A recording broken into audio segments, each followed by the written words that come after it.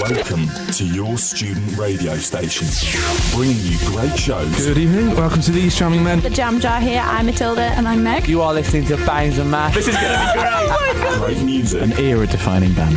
New single from Radiohead. Great interviews. Hi, this is Frank Turner. My name is Sadiq Khan. I'm running to the Mayor of London. My name is Eddie Izzard. And keep up to date with the A arts. poet, a playwright, and a cultural icon. He is, of course, William Shakespeare. News and politics. What about if the people are too stupid, though, to make this decision? People make that decision. That's the entire point of a democracy. Sports. So close. He slipped through, brings it through on his left foot, just over the back of the net. On-campus coverage. When you think of Battle of the Bands, it just offers that real diversity. Welcome to the big decision. This is Varsity Rugby. And try! Dying moments of the game. Online and on 12:51 AM.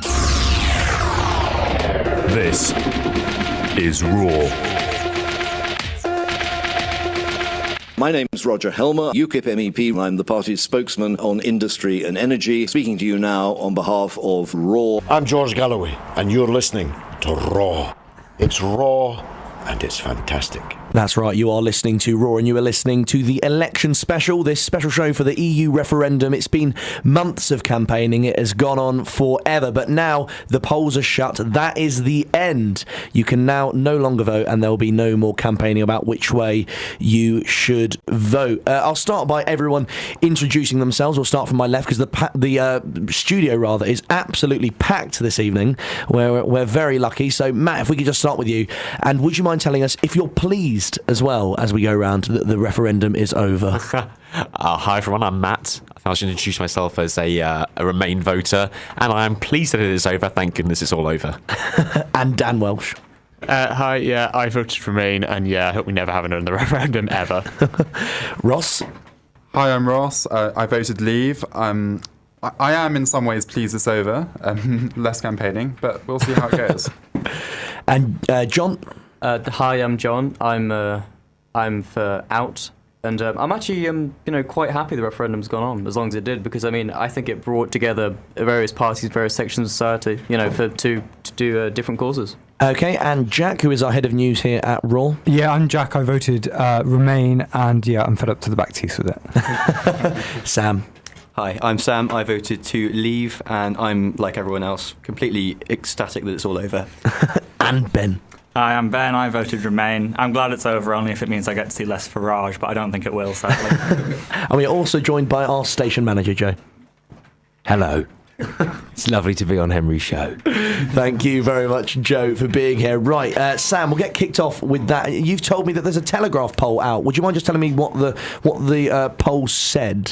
No, I would not mind telling you what the poll said. Right, so we've got the a recent poll, according to the Telegraph on my phone. According to them, we have a 51% final poll in favour of Remain and a 49% poll in favour of Leaving. So very close there. Yeah, it's looking. That was posted 20 minutes ago, so that's, I think, probably one of the most recent and most up-to-date. I've just seen now that YouGov have just put that on the day poll. Polls out, is it? That's there, 52% Remain, 48% Leave. That's a 1% swing to Remain. Right, so these polls are coming in. Ross, obviously you were out campaigning today, Ross and John. You perhaps were in a pretty pro-Leave area, but how was it looking for you two today out on the doorstep?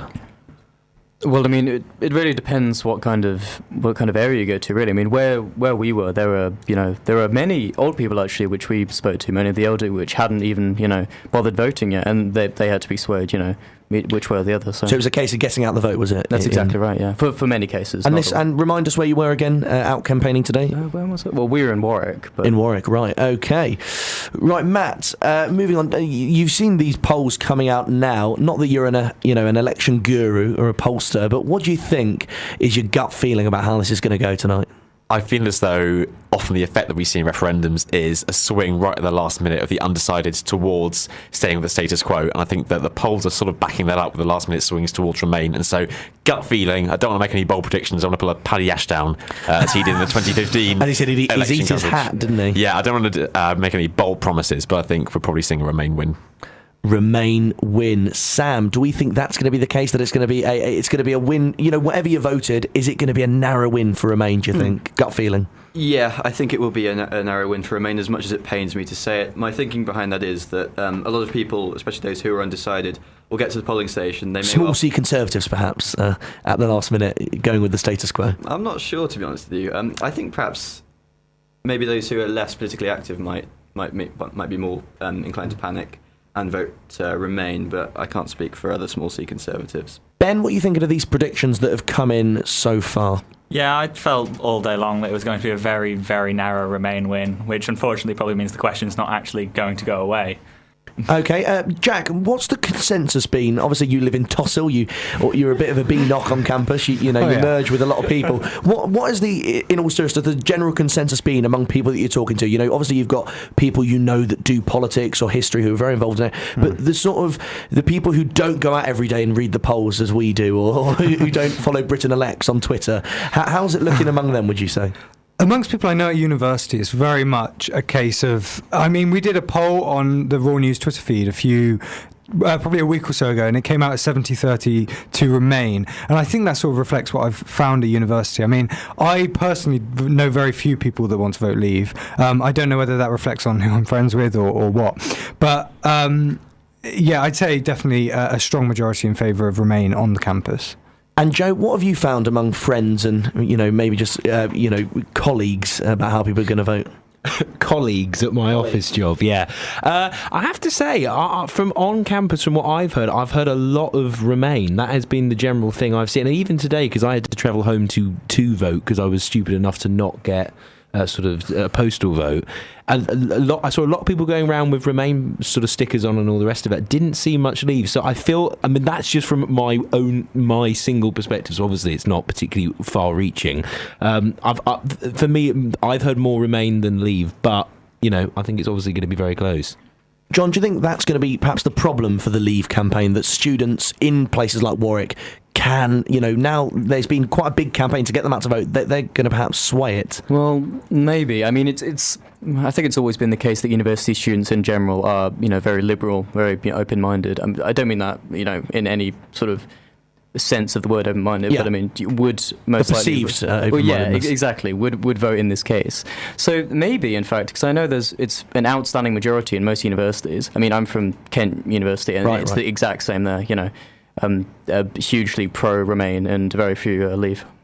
Right, that is interesting. Coming up on the show today, just to let you know, we have a couple of interviews. We have an interview with David Kurten, the newly elected UKIP London Assembly member. We have an interview with Sir Vince Cable on why he was telling people to remain in the EU. We also have an interview with other people, including Baroness Susan Kramer, who is advocating the Remain vote, and Roger Helmer, who you may have heard earlier with that stab when he was at the Warwick Politics Society's event. So I'm going to play the Vince Cable one very quickly now, but just to let you know, you can get involved in the conversation today by tweeting us at RaW 1251 AM. You can message us if you're listening online by clicking the contact tab and letting us know exactly what you think, or alternatively you can email studio@radio.warwick.ac.uk. But here is when I caught up with Vince Cable earlier in the week in Kenilworth. Right, now I'm joined on your student radio station by Sir Vince Cable, who is campaigning for the Remain vote in Kenilworth today. Firstly, Sir Vince, what would you say to young students who are perhaps undecided on the vote? Well, I think the first thing they should do is to talk to other young people, because it's becoming increasingly clear that there's a gulf between generations. Older people perhaps looking to the past, looking seriously out, but overwhelmingly young people voting to stay in because they're comfortable with Britain remaining an open, tolerant, inclusive kind of country. I'm here, I know University of Warwick well and the area very well, but I've been today, for example, visiting a company that embodies everything the Remain campaign about. This is a brilliant, high-tech company doing advanced engineering, the kind of industries of the future, employing a lot of graduates, and their business, a third of it is to the European Union, another third is to China using European standards, and for them a period of upheaval and uncertainty which would follow if we left would be very, very damaging. So I think the reasons for young people wanting to stay in, I think, are basically two. One is a practical one. It's about the economy, We've adapted to the European single market. It's fundamental to jobs in the future. But I think the second is a more idealistic one.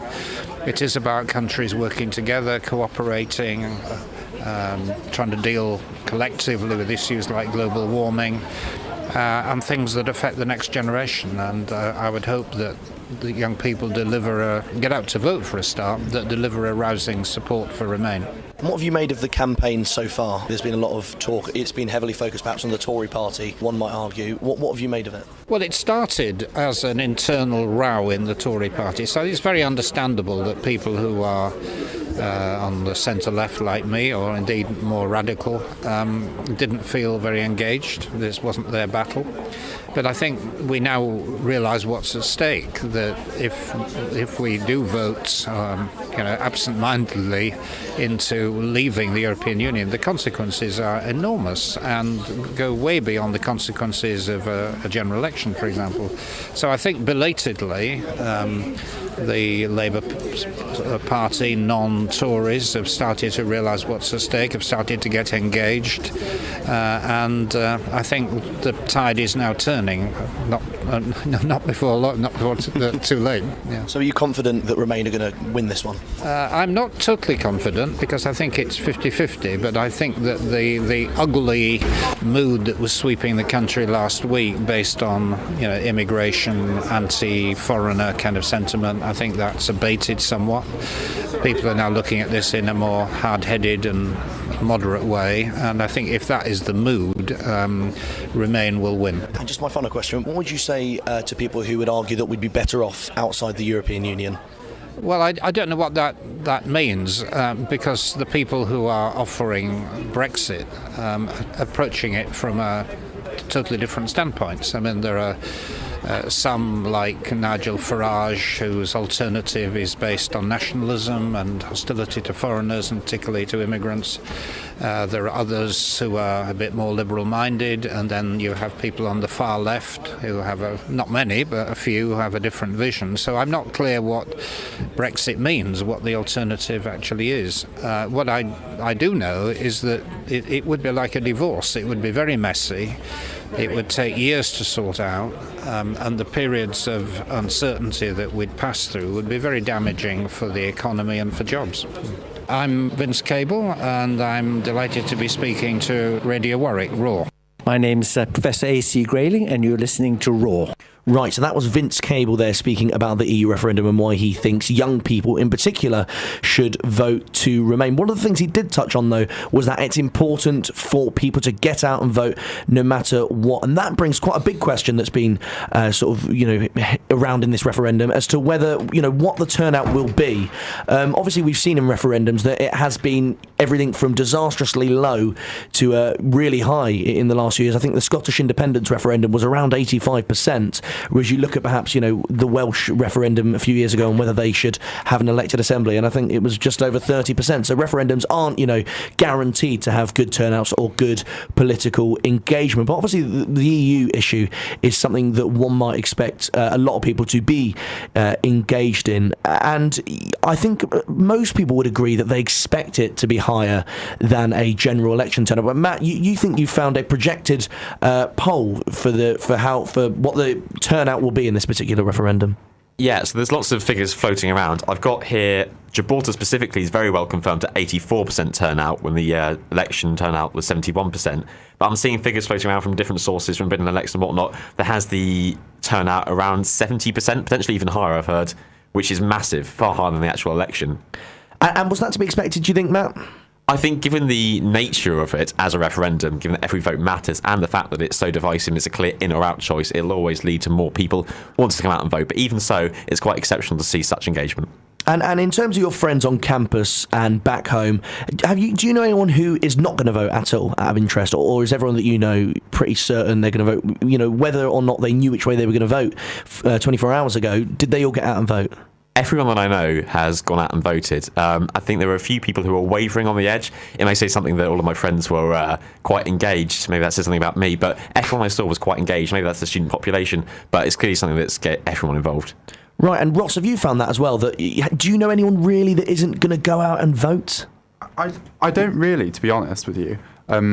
most of my friends are voting either way, to remain or to leave. But I wouldn't be surprised to see turnout very high across the country, and particularly in working class neighbourhoods where turnout has been historically low, which perhaps has an implication when reading the polls, since it would be weighted differently to how the turnout would actually affect the votes. So the Scottish independent referendum, is expected to be a higher turnout overall. Why do we think that across the UK you can't attract the same sort of numbers as were brought in Scotland, do you think, Ross? Do you think people just don't care too much about the EU compared to whether their country goes independent? I mean, I think there are a certain number of people who don't have time for politics, whatever the issue.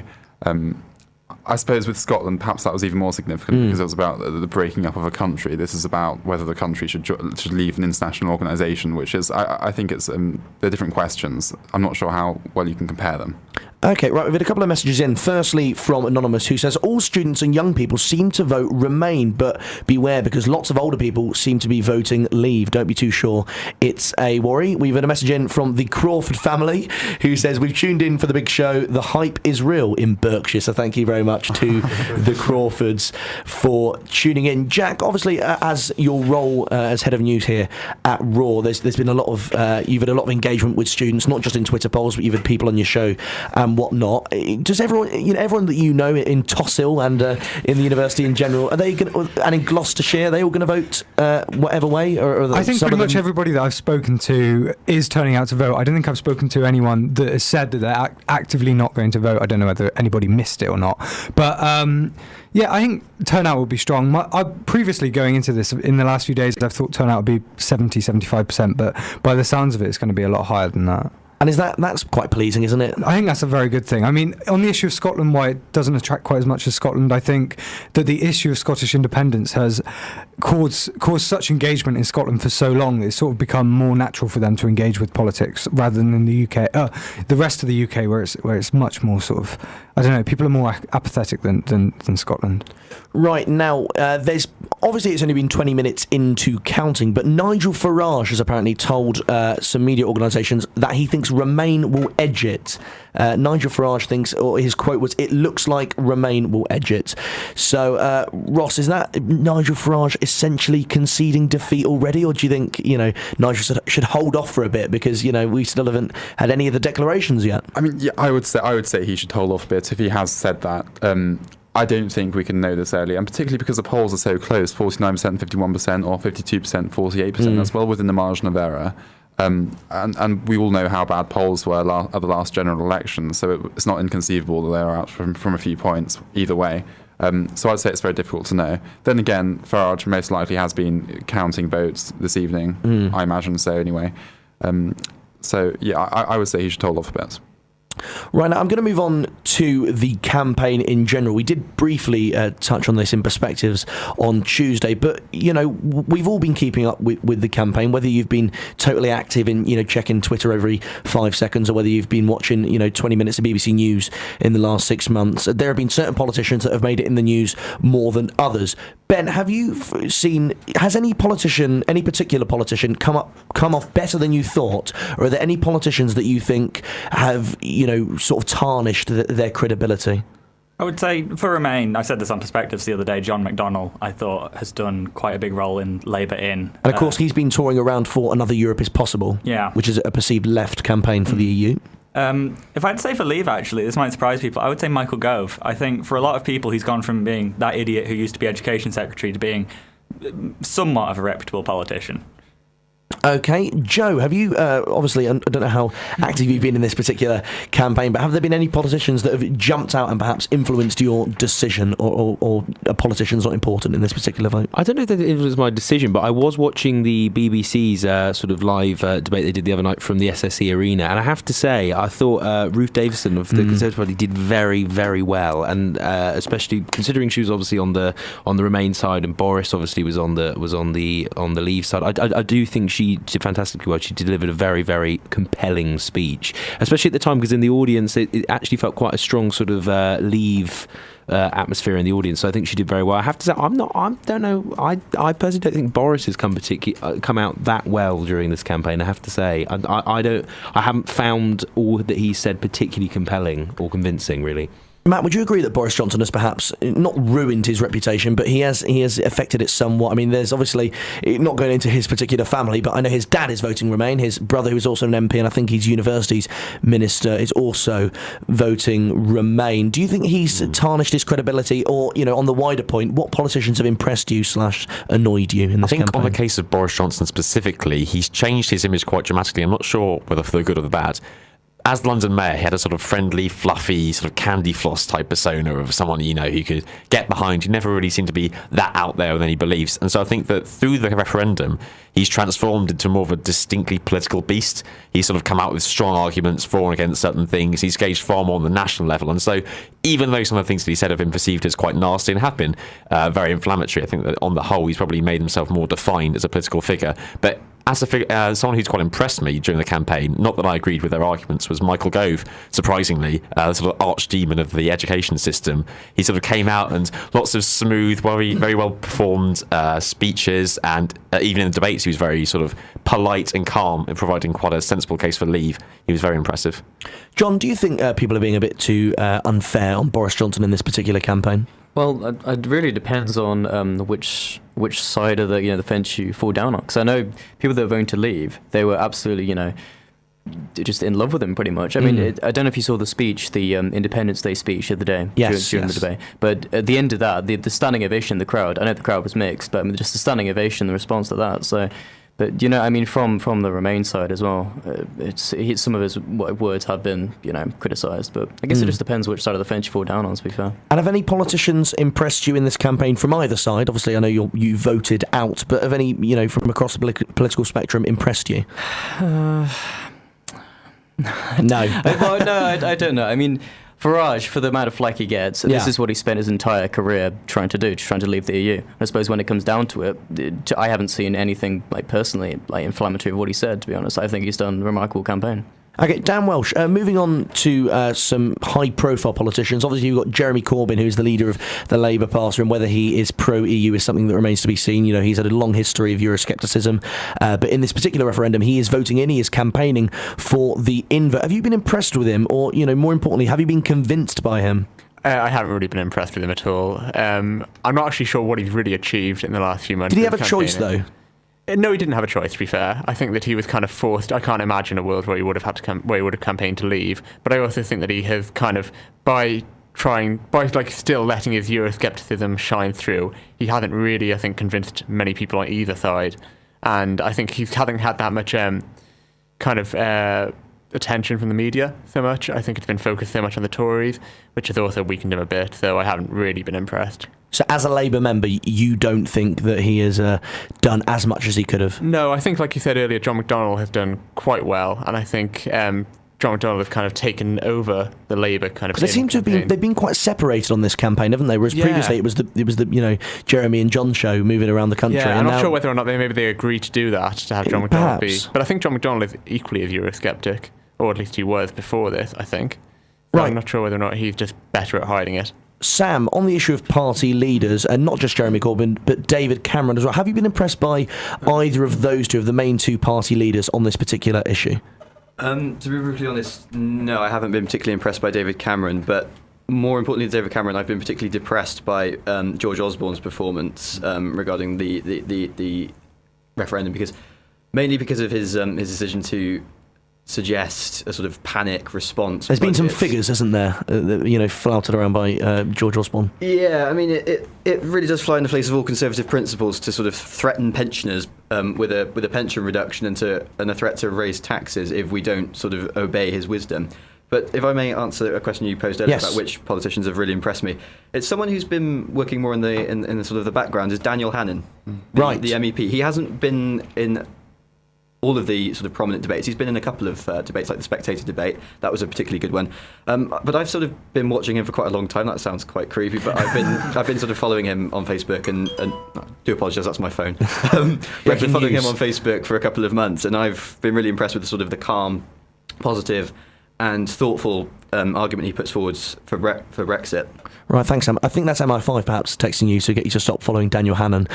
Ross, now moving on to the party leaders. Obviously, you look at Brexit from a right-wing perspective, and there's plenty of people on the left, like Jeremy Corbyn, who'd be inclined to vote for Lexit, as they call it. Do you think they have hit the campaign in a way? Do you think there was ever a case there for socialist, leftist, exit vote to actually exist? And do you think that hasn't been exploited because Corbyn's pro-EU? Well, actually, yes, I do. To be honest, I think it's worth remembering that the EU is very corporatist, and it would prevent a Corbyn government from achieving lots of what it would want to do if he does win in 2020. So I think there is a very clear left-wing case to leave, and some have been making that case. But ultimately, Jeremy Corbyn hasn't been able to make that case freely anyway, because he sort of has to pander to the people who made him party leader. University students for the most part. So I think Corbyn's been very lacklustre, and it wouldn't surprise me if he voted Leave, to be honest. What, in secret? In secret, yeah. But I do think there is a strong left-wing case, and I think, especially if you're being consistently left-wing, I think from a few of those people that they would see it that way, to vote Leave. And David Cameron, have you been impressed with him? Do you think he is as pro-European as he has had to be in this particular campaign? Again, no, I think David Cameron has had a very lacklustre performance, just like Jeremy Corbyn. And he's used some tactics which might have been effective, actually, in terms of Project Fear, as it's become known. But ultimately, he hasn't really inspired anyone in the same way that, say, Johnson or Gove has, or even Ruth did for Remain. He's relied very much on experts, or what he thinks are experts, to present his case, rather than putting forward an argument that supports itself. You see what I mean? Yeah, Jack, now finally, what do you think of the main two party leaders in this particular campaign? And also on the wider question, have any particular politicians impressed you for whatever side? Jeremy Corbyn, I think he's definitely sort of a bit wet on the whole, Remain. He's obviously not convinced. But he did give quite a good, I think it was a speech, I'm not quite sure. I saw something the other day where he was talking and he gave an argument of why he didn't like the EU and why he thought it needed reforming, but why he did want us to remain. And I thought that was quite good. But again, David Cameron is a strange one, because only a few months ago he was saying that he didn't know which way he would vote, and then a few months after that he says that if we leave there'll be World War III. So it seems to be a little bit... Let's backtrack quite a bit, because even on particular issues he did make it very clear, whatever you think of David Cameron, that Britain would be able to survive on its own 2 feet without the EU. And now, ever since that's happened, he's now saying it's unthinkable that you could be outside the EU. I think the divisiveness of the campaign has pushed everybody involved to as far as sort of as extreme in their position as it possibly could have done. Right, OK, now we're going to move on to a quick interview with David Kurten. David was speaking at a hustings in southwest London, and he is a newly elected UKIP Assembly member. Right, so I've just been attending a Old Malden EU debate, and I'm joined by David Kurten, a newly elected London Assembly member. David, firstly, what did you think of the debate? Well, it was a very tough debate. It was a very feisty debate, and the closer we get to the time, I think the more forceful and the more that people want to put their arguments across, because it's coming up to the debate. So it was far more intense in terms of people debating, in terms of people wanting to win the debate than I've been at before. The issue of Euroscepticism was previously quite quiet. I mean, UKIP were a minority party at the time, and now you're getting cabinet ministers who want to leave and whatnot. Do you think UKIP's responsible for bringing it to the public frame, and why do you think it's suddenly spiralled out of control? Yeah, absolutely, I do. And well, as a UKIP member of the London Assembly, I do definitely think that UKIP were really responsible in the Nigel Farage over 20 years or more fighting and campaigning to have a referendum. He is the main person who got this country to the point where we are having the ability and the opportunity of having a referendum. And I think it does come back to the last couple of elections with David Cameron was very, very afraid of losing seats to UKIP and losing votes to UKIP. So he promised a referendum before the 2015 election, probably thinking that he wouldn't have to call one, but he'd said it, and so he had to go ahead with it. He had to go through with it. He thought he was going to win, but actually now things are swinging towards the Leave side winning the debate and actually bringing this country out of the European Union. I'm at university. What would you say to young people who are perhaps on the fence? Why do you think they should leave the EU? I think we should leave the EU because we have a whole world out there. And, people often make the argument that the European Union is not perfect, but we can reform it. And, they're our closest neighbours in terms of countries. We do a lot of business with the EU. And those things, it is true that we do business with the EU, but half of our exports go to non-EU countries. And I think, we will still be friends and good neighbours with the EU. Specifically, Article 8 of the Lisbon Treaty says the European Union must be good neighbours with the countries it borders, the countries that surround it. So I think as well as having the European Union, we can make far, far deeper cooperations and deals and work with other countries and friends and partners around the world, like Australia, like the Commonwealth countries that we, in many ways, turned our back on in the 70s. There's a whole opportunity, a world of opportunity out there. As well as the European Union, we need to look at the world as well. Do you think the EU is democratic? No, not overall. It has it looks like it's democratic. It has exactly the illusion of democracy. You put the words in my mouth. Exactly. So what people need to understand is that the European Union, it has 7 branches, but there are 3, the most important branches which deal with legislation, is the Commission. The Commission is unelected entirely. Jean-Claude Juncker is the head of the Commission, and you probably don't know the names of any of the others. They propose legislation entirely. Then there is the Council of Ministers, which are the 28 heads of government, and then there's the Parliament. So the Council and the Parliament have to agree on the legislation proposed by the Commission, and then if they both agree, then it becomes law, the directives and regulations. It has the illusion of democracy, but ultimately, when Britain has objected to directives and regulations in the Council, we have basically 12% of the voting power. 77 times. Out of 77 times, Britain has objected to regulations and directives. We have been overruled and outvoted, and we really have no real power in vetoing and voting down things that are passed on our behalf. And just before my final question, do you believe we are safer in the European Union? Because that's an argument frequented by Remainers. It is absolutely not. The safety and security of this country comes from NATO. It comes from Europol. We would still be in Europol if we left the European Union. Norway and Switzerland and Iceland are in Europol. If we continue with the European Union project, it wants to expand into Ukraine, into Turkey. It's got arrangements with trying to make a free trade deal with countries in North Africa. And you've just seen what's happened with the migrant crisis over the last year. It could have been handled so much better, but the dilly-dallying, just not coming to a decision and coming to action quick enough has meant that the migrant crisis we have has spiraled out of control, and we have possibly thousands of ISIS terrorists wandering the European Union at the moment. In 5 or 10 years, many of those people will have passports and can come unrestricted to Britain. I don't want to see a terrorist attack in Europe. I don't want to see the security of this country compromised, and the best thing for us is to leave the European Union, still work with NATO, still work with the United Nations. We'll still have our seat on the Security Council. We'll still be in Interpol and Europol, but we won't be in the European Union. We'll have control of our borders, and that will give us control of our security. And just a final question. You're obviously a newly elected UKIP politician. What do you think is the future for UKIP, whatever way the result happens? Well, I think that the future of a lot of political parties is up in the air. The Conservative Party seems to be split down the middle in some way. You have Boris Johnson and Michael Gove on one side and Cameron on the other side. So I would expect something big to happen in the Conservative Party. UKIP will still be a voice, whatever happens. We do have unique takes on many other areas of policy, which of course don't get talked about at the moment because the referendum is a big thing. But we have policies on housing, we have policies on transport, policies on education, policies on defence and on police and crime. So we do have a unique position on all of these other issues, which really, I think, are very, very common sense. We're not from the left or the right particularly, but we just common sense. We listen to the voice of the everyday people, and we want to put in policies in place which enhance and make and give prosperity to ordinary people.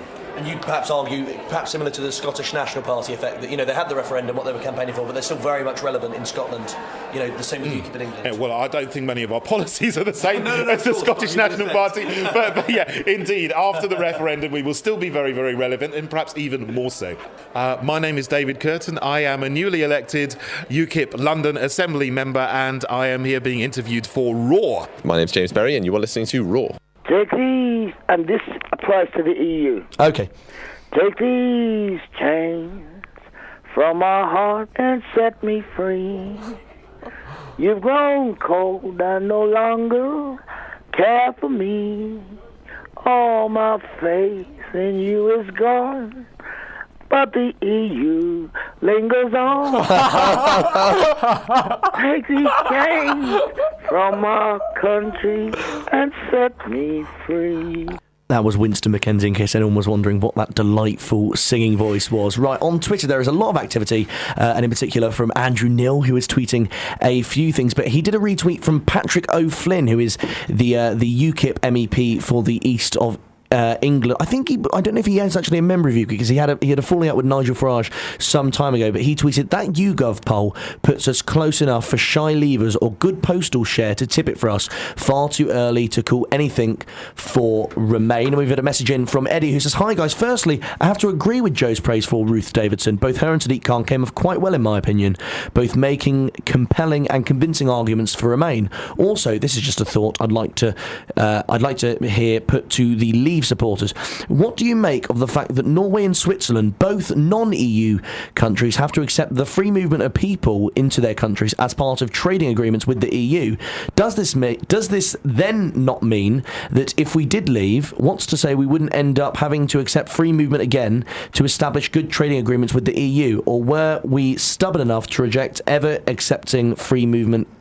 I'll say that bit again. Or that if we were stubborn enough to reject ever accepting free movement again, our trading agreements wouldn't significantly suffer because of such stubbornness. So that's, briefly put, that's about the free movement of people and adhering to that in order to get good EU trade deals post-Brexit. Ross, what do you make of Eddie's question there?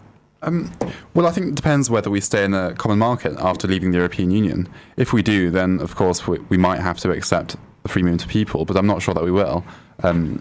I think mostly in the Leave campaign it's been said that we would leave the common market, so that's what I expect to happen.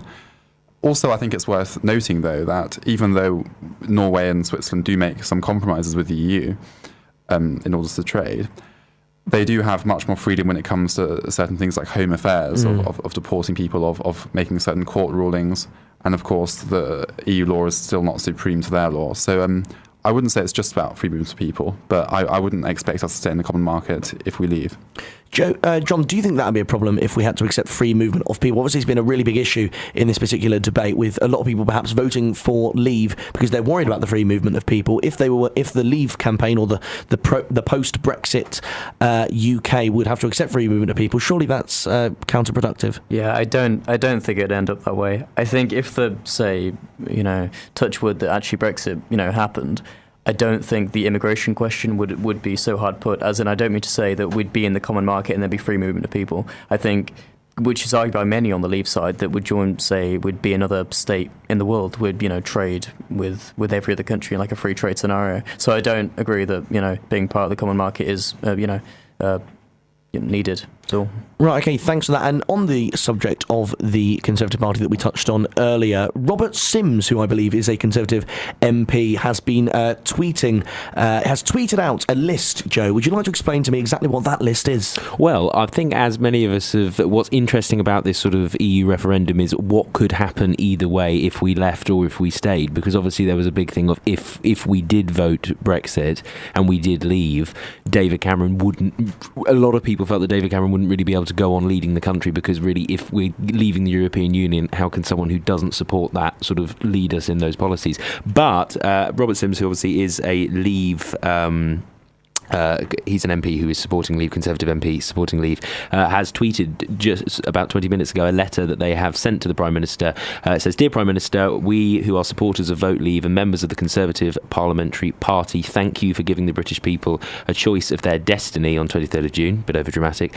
We believe whatever the British people decide, you have both a mandate and a duty to continue leading the nation implementing our 2015 manifesto. And a lot of the big people, Michael Gove has signed it, obviously. Boris Johnson signed it. I mean, obviously he would, but I know a lot, some sceptics out there were saying, Boris is pushing the sort of the Leave campaign and supporting that, because if David Cameron would have to step down, then he'd obviously be putting himself into the frame. So a lot of people said, but he has signed this letter. So it would seem to suggest that either way, the majority of the party, I think it's 2/3 of the party that signed it, 84 Conservatives have signed it, would support David Cameron to stay. So I think that's going to be interesting, because I'm not, a lot of the public and people have sort of said, they wouldn't expect him to be able to sort of carry on running it. So that's a topic of debate, whether he should sort of still be in that position if Leave is the vote that we choose. And obviously there's a lot of talk, because the Conservatives have such a small majority of about 12 seats, but nonetheless they do have a majority, and this will obviously be a big boost for Cameron, knowing that his,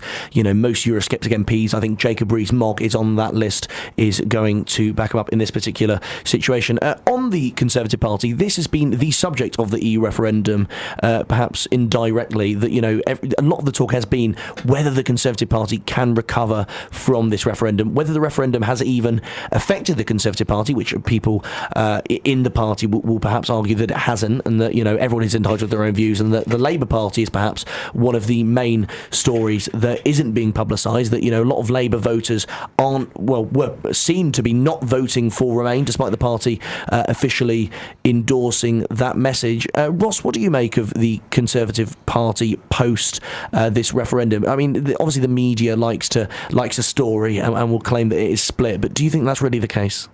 Well, I think there is that divide within the Conservative Party of the European Union, but that's happened before and it's come together afterwards, and I have a feeling that will happen again. I don't think that process will be complete until a new leader is found, though. Cameron will go at some point in this Parliament, as he said, so it's more a question of when. I don't think that Leave MPs will want to damage the party, or Remain MPs for that matter. I don't think they'll want to tear the party apart after Brexit. And also I think it's worth noting that we have just under 4 years until the next general election, so I don't see this as affecting the party's prospects in 2020. And Joe? No, just there's something there the BBC News has sort of put on their sort of ongoing blog, which relevant to this is that Labour Shadow Minister Jonathan Ashworth has come out saying about responding to this letter about the Tory MPs, saying that it showed that the party was utterly preoccupied with leadership infighting than the future of the country. And what's more, this letter cannot unsay what senior Tory politicians have been telling us for weeks, that the British people simply cannot trust David Cameron. The truth is this is a desperately weak and divided government, unable to provide the leadership the country needs. So that's what's coming out from the Labour Party at the moment. John, do you think the Conservative Party is as divided as the media is making out? Obviously, this particular letter that has been signed, do you really buy into that these Conservative MPs are so willing to forgive or perhaps support David Cameron? Well, I'm not sure. I mean, you've got that signed letter there, which says that most of them are in favour of supporting Cameron. I think that's just stability. And what I find most interesting in terms of like the voters themselves. I think post this election there'll be a similar situation to the SNP.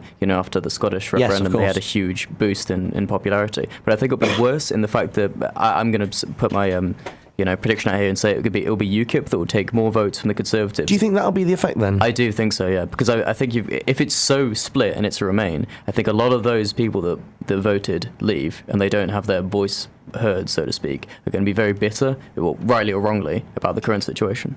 Just to play devil's advocate here, obviously there was a climate sometime before the general election whereby Conservative Party, I'm pretty sure it was only 2 MPs, but there were a lot of members that were switching to UKIP, your Douglas Carswell and Mark Reckless. Yeah. Could there be a similar climate, do you think, after this, whereby we do see, Tory MPs saying, right, we've had the chance of the referendum, I'm not happy with the way it's gone, I'd rather join a party that represents my beliefs a bit more? I'm really not sure. How many Eurosceptic MPs signed that?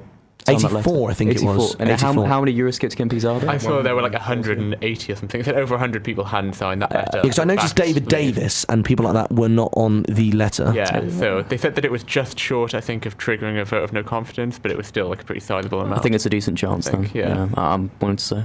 Fair enough.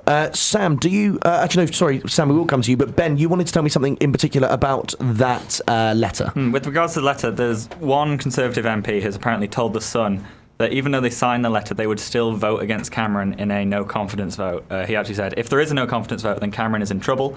Many of us who signed the letter in public would vote against him in the privacy of the ballot box. So it seems the Conservatives are trying to put on a face of unity, I would say. There's a separate thing actually going around Twitter where dozens and dozens of Conservative MPs have tweeted some variation of the words, whatever the result, now is the time for us to come together. So it seems CCHQ's publicity arm has gone into full swing, getting all the MPs back on message. Are you being too critical, though, there, Ben, do you think? I mean, do you think that you are, as someone who is not a Conservative, you are just keen for a bit of, sit there with your popcorn and watch the Conservative Party tear itself to pieces? That realistically, I was talking to Joe about this in the break, hasn't really happened.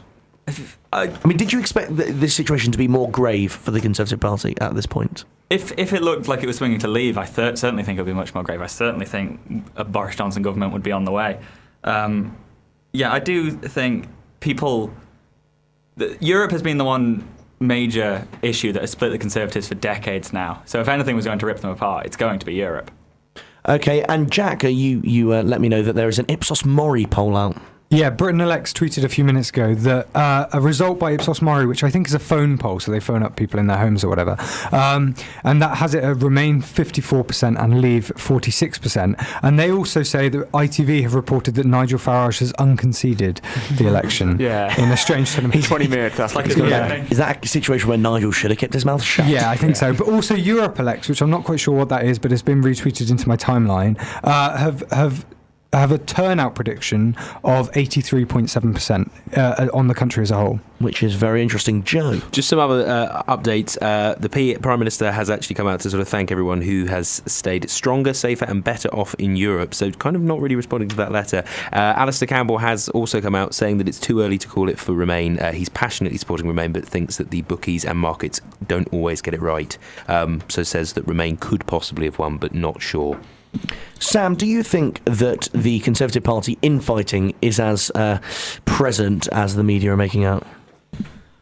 To be brutally honest, no, I don't think it is. I think the Conservative Party will recover. In your interview with Jacob Rees-Mogg a couple of weeks ago, you asked him... We were playing that out in a few minutes just to let everyone know. You asked him about it, didn't you? And he said that he believes that the Conservative Party will recover. I think it will. I'm rather worried about the positions of people like George Osborne, as I mentioned earlier. I think George Osborne's credibility has taken a catastrophic blow on account of his rather feeble and butterfingered handling of the panic budget. But I think, as a whole, the Conservative Party will survive. I mean, the Labour Party is making it quite a good bit easier for the Conservative Party by being in the shambolic and rambling state it is in now. So I don't think the Conservative Party infighting is as bad as the media makes out. The media is generally, I find, slightly predisposed to criticise the Conservatives, and so I would expect some hyperbole on this matter. Matt, do you think it's unfair that the media... I mean, the folks at the referendum has been on the Conservative Party for quite a lot of it. Do you think that the divisions, the dichotomies within the party are being exaggerated? Actually, I don't think they are at all. I think this is the most cataclysmic event for the Conservatives since the repeal of the Corn Laws in 1846. I think that this might be a bit of hyperbole, but I feel as though the grassroots of the Conservative Party are staunchly Eurosceptic when you look at the rank and file membership. And I just see any vote for Remain as leading to potentially a revolt against the party elite, or the actual people themselves coming out and saying we don't want the establishment, we don't want the status quo. The very language and discourse of the campaign has predisposed the Conservative Party membership to lead to some sort of terrible cataclysmic event, I think. Right, and on the subject of that, I mean, there's a lot of talk as to whether a general election would be necessary after this, whatever the result. If it's a close Remain vote, should we have a general election? If it's a Leave vote, should we have a general election? Does anyone here honestly think that we should have a general election, whatever the result? Does no one? Ben, I thought you might. Sorry, do you think we should have a general election should we vote to Leave, or if it's a very close Remain vote? I don't know. I don't think a general election should rest on the outcome of the referendum itself, but I think if there was a leadership change at the top of the Conservatives, we probably should. It would leave us in the same situation we had with Gordon Brown, of course, in 2007, where we didn't have a general election. And that came back to haunt him, didn't it? It very much did, yes. In that some people didn't trust him because of that issue. Jack, could you see, whether you think there should be or not, do you think there could be a election? I can't see it happening, especially if the Tory party doesn't split, as this letter suggests that it won't. In the case is of it a fantasy that people just want this general election to happen? I think it's a little bit on the part of Labour supporters, maybe, but I mean, if there is a change at the top of the Conservative Party, then we might see an election called quickly. But other than that, I don't really see it happening. But do you think it's necessary? No, not unless there's what if there's a change at the top office though? And Boris if there's Johnson? a change at the top of government, I think that in order for whoever's the new prime minister to have legitimacy, then because I can see the cabinet changing entirely if there's a new prime minister. So I mean, to have that sort of legitimacy, I think maybe an election would be necessary. Right, I'm going to go around the room as well and see what people think about the Labour Party. Obviously, we have focused so far on whether the Conservative Party is split, but as I mentioned earlier, the Labour Party is not completely unanimous. Not only the Parliamentary Labour Party, there are many people who are voting to leave, including, I think you've got the likes of Kelvin Hopkins, you've got the likes of, not strictly Labour, but you've got Dave Nellis, who's the National Chair of Tusk, you've got George Galloway, people like that. Do we think that the Labour Party is really split on this issue, and particularly in terms of voters, Matt? So, there's a lot of, in northern seats, whereby the working class vote is strong there for Labour, but UKIP came second in most of those seats in 2015. Do we think that they are pretty Eurosceptic? I think when you look at the actual membership of the Labour Party on a whole, there's much more of a division than we see in the actual parliamentary party itself. I think that potentially in the long run, ideologically, this is a huge issue for Labour in upcoming elections, in that it is not necessarily vociferously, but officially campaigned to stay in the European Union. I think this will just increase the distrust that the rank and file have of the actual party elite. Dan, do you think the Labour Party's been quite naive to assume that, because the Labour Party is officially saying you should remain in the EU, that all of its members are going to do the same? I don't think they're naive. I don't think anybody in the Labour Party is under any illusions that they think that their whole party is very pro-EU. I think it's kind of the issue of, the Labour Party now has kind of like two poles where it has like the working class traditional Labour voters, and then it also has like kind of the city-based cosmopolitan pro-EU voters. And I think they've had this issue with balancing the concerns of both of these groups for a while, and I think this has just kind of demonstrated that. I don't know whether or not after this referendum you could see like that going like kind of get worse, and you could see maybe a move to UKIP. I'm not sure if we'll see that, but I think it's just kind of a long-term issue that the Labour Party is going to have to continue to try and struggle through. Right, we have two messages in from anonymous people. The first one says, let's hope that's the end of Boris, please God. A message in from another anonymous saying, general election ? No contenders for changing at top of any party. Could barely get a Labour leader as it is. Students, ! So just an angry message there, generic angry message. Ross, there have been some Labour people on your side, as it were. One person, surprisingly, we haven't mentioned is Kate Hoey, who wasn't too well known before the general election, but most people now who've been following the referendum would know her name. Do you think the Labour Party is more split than the media perhaps reports it? Yes, indeed. I think there's a very big split between particularly the working class people who support Labour, their core vote, in many seats from down the country, and their membership base, which is quite metropolitan. And I think that those attitudes are reflected in the leadership of the party as well, which don't really reflect the core vote at all.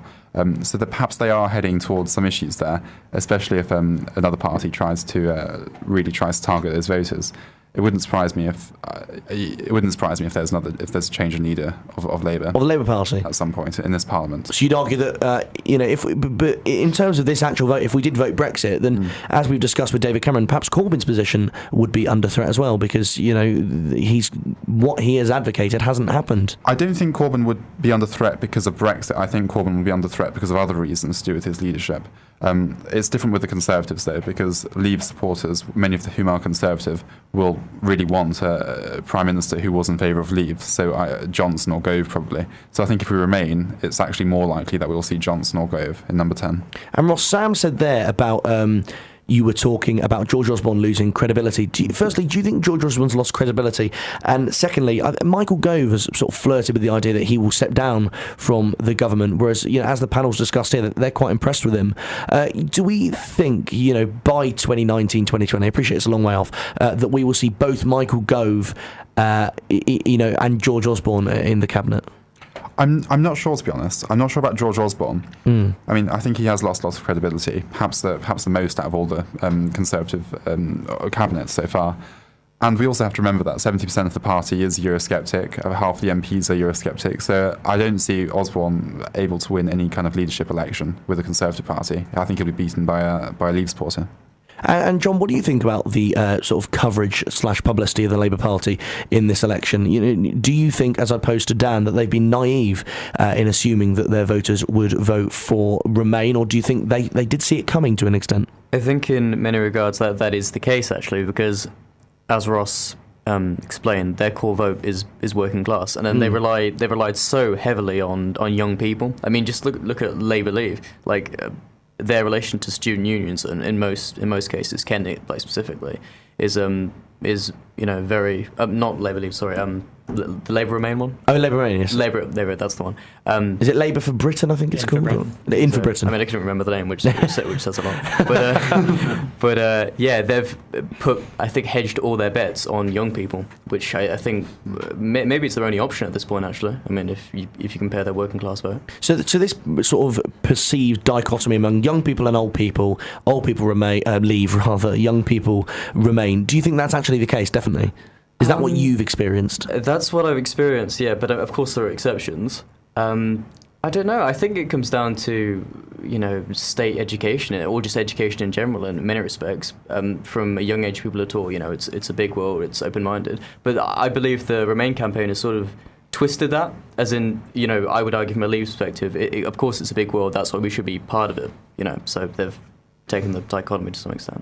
Just like Chukra Munna has said he is reasonably, quote, confident that Remain will win. So riveting, Chukra Munna, the man who's perceived to be quite boring, has proved us all wrong there with his latest prediction. Just let you know as well, you can get involved in the conversation today by tweeting us at RaW 1251 AM, clicking the contacts tab on the web player if you're listening online, or emailing studio@radio.warwick.ac.uk. That's a mouthful. Jack, what do you think about the Labour Party? I haven't got round to asking you yet. Do you think they're split? I think there is, to a certain degree, a split, because, yeah, definitely, the working class element of Labour is perhaps more in favour of leaving in a lot of ways than the more metropolitan sort of, I don't know what you call it, probably just the metropolitan wing of the Labour Party.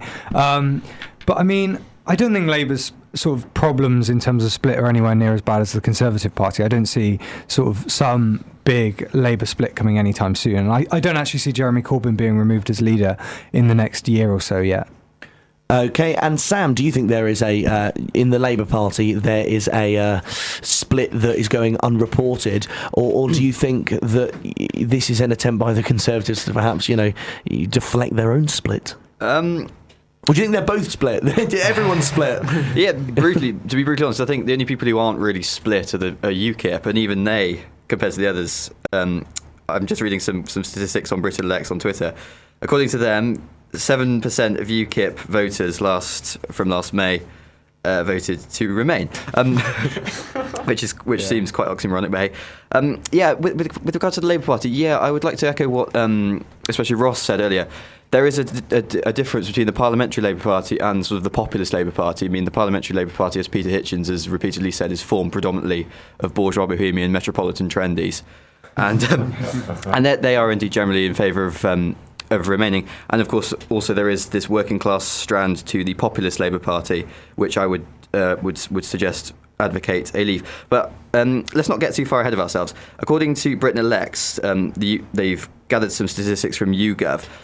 Labour voters followed a 69-31 split between remaining and leaving. So although there is a fairly considerable chunk of the Labour Party which is in favour of leaving, it's not quite as gargantuan as some people have suggested, because obviously people assume Labour to be generally in favour of remaining, and others have said hang on, wait, there's a working class chunk that feel differently. I think that's been rather undermined by these statistics. It seems the Populist Labour Party isn't quite as torn as we have suggested. Within the Labour Party in Parliament, I've been delighted that people like Dennis Skinner, Frank Field, John Mann and Kate Hoey have come out in favour of Brexit.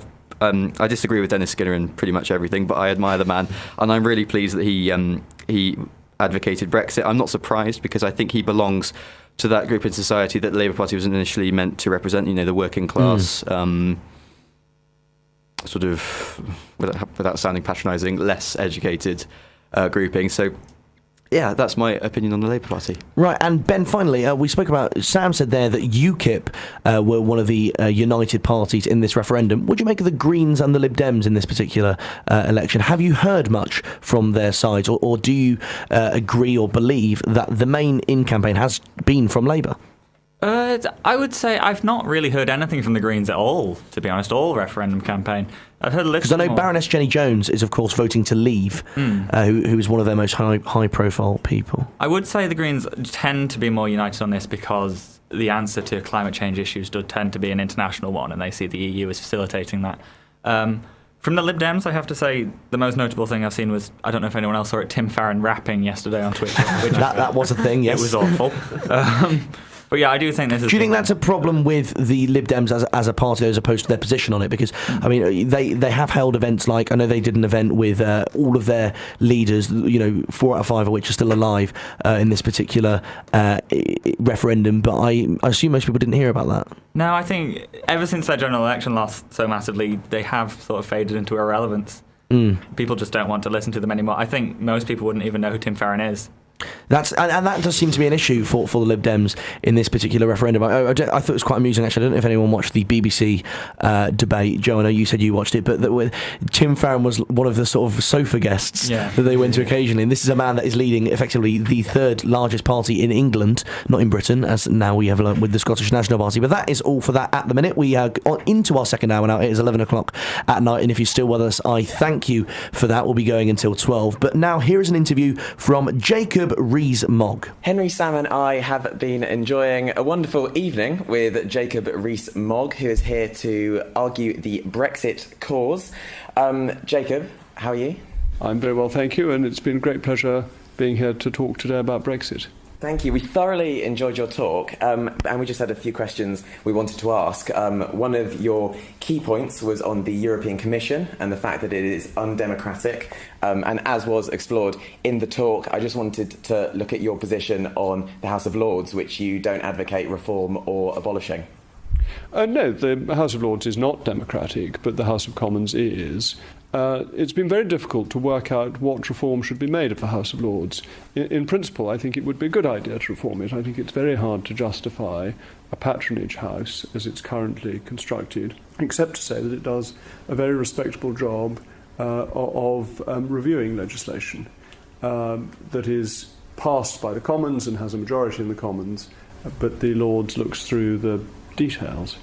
The question of reform is, how do you do something that doesn't replicate the Commons, compete with the Commons, or lead to gridlock? And if you can answer those three questions, then you can come up with a reform.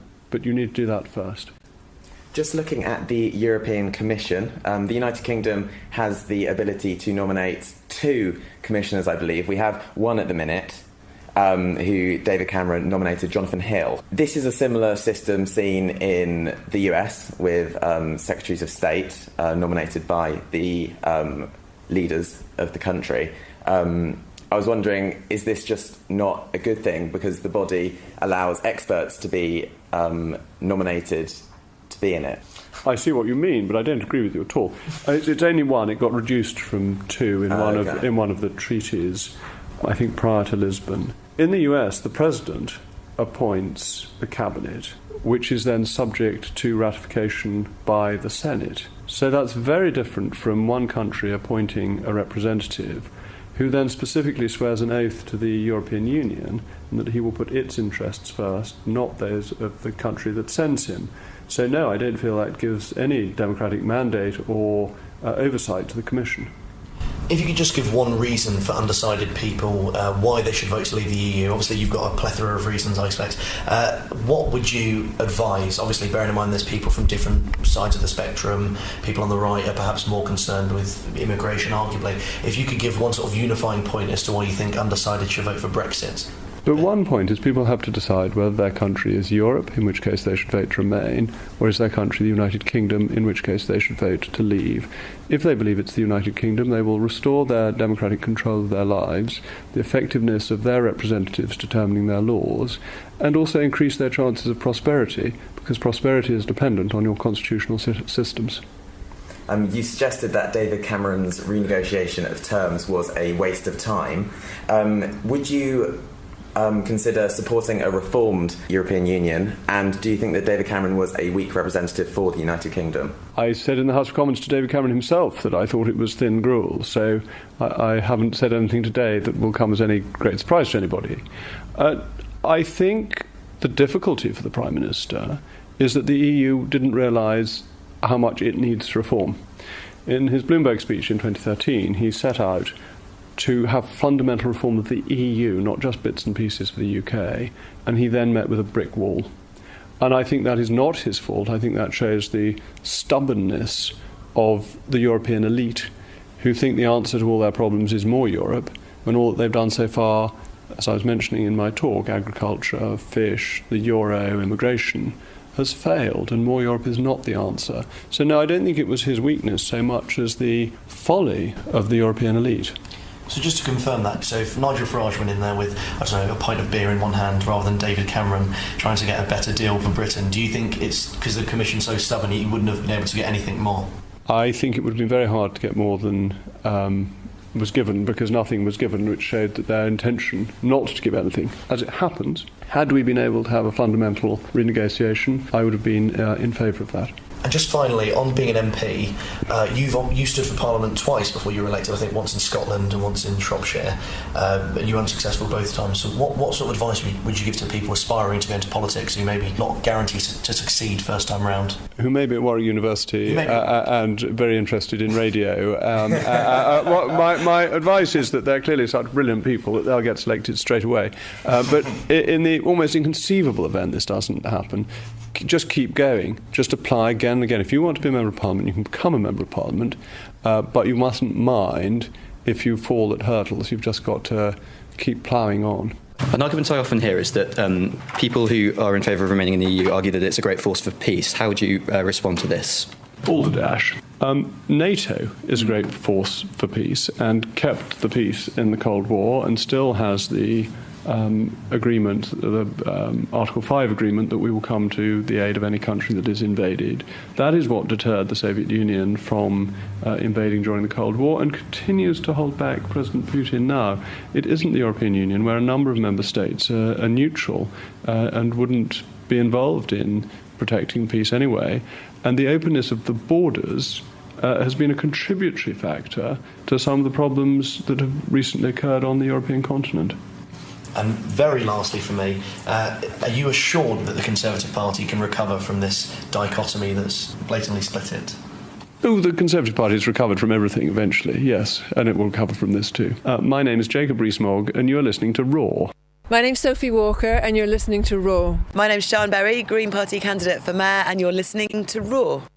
Sophie Walker there and Sian Berry. Sophie Walker of the Women's Equality Party and Sian Berry of the Green Party. That was Jacob Rees-Mogg speaking after the Warwick Brexit Society event, where they got him onto campus and gave a speech to a packed out,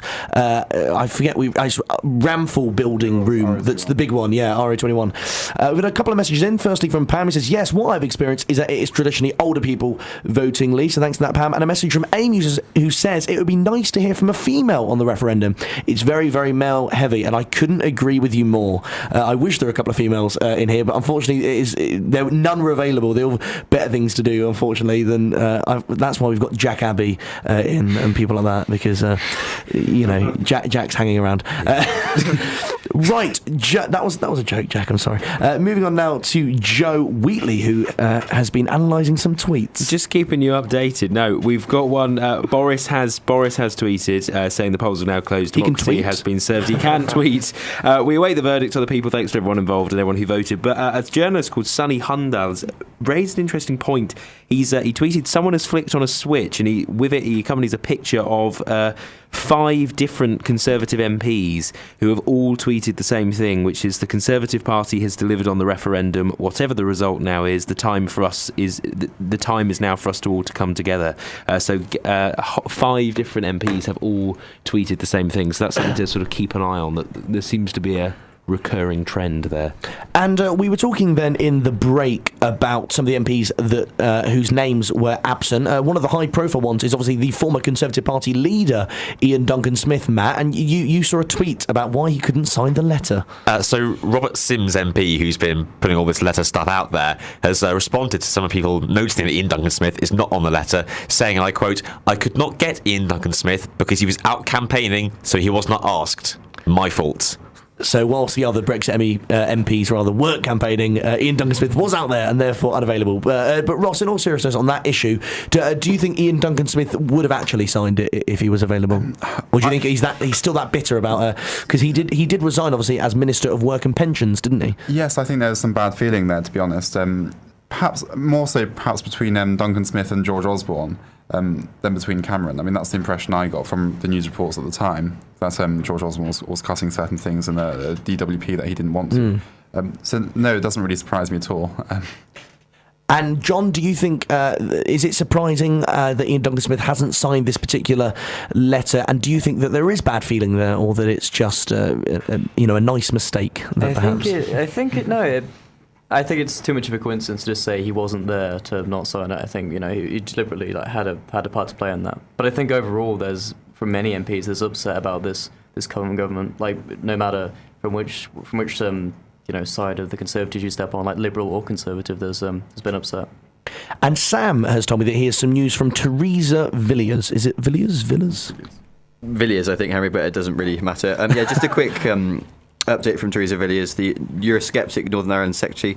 She says, "My instinct is Remain have won. I would put it down to Project Fear succeeding."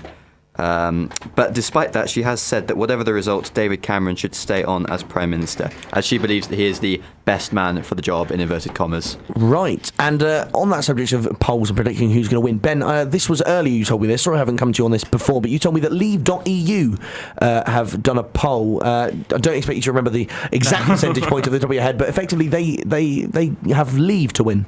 Yeah, there's various polls which have Leave ahead. I was just reading, actually, there's from the Sun's political editor, apparently a private hedge fund did a private poll which had Leave 1% ahead. So it really is still too close to call, I think, even though people are tending to call it for Remain. It seems that is the case. Right, I'm going to move on now to perhaps some constitutional issues. So I know you're all really excited about that. If the UK votes to remain, but you have England voting Brexit, or maybe that's Wales that votes Brexit. Scotland seems pretty sure that they're going to vote in. But if you have one of those four, perhaps, countries in the United Kingdom that is going to vote Brexit, Matt, do you think that they should be entitled to another referendum? Or surely that can't be the case that even if it's England, the biggest country in the UK, and they vote Brexit, should that be the case that they're not allowed to leave? It's a tricky issue. On the one hand, I can see the argument that Scotland or Wales, particularly Scotland, I think, might make that as it's a very important issue and they're being taken in a direction that they don't want to go, and independence is an option on the table, and it has been on the table before for them, they should be able to take it. My gut instinct, however, is that it is illegitimate for a region or nation of part of the union to simply get another opt-out from the union because a particular issue doesn't go their way. Then every election, surely, if a Tory majority exists, Scotland will have the right to say, well, we didn't vote for this because they have very few Conservative MPs, and try to break away every time. I feel as if they can't use every single issue as an excuse. So you don't see another referendum happening if it's close? I don't see it as a legitimate referendum, and therefore I think that David Cameron will probably fight it.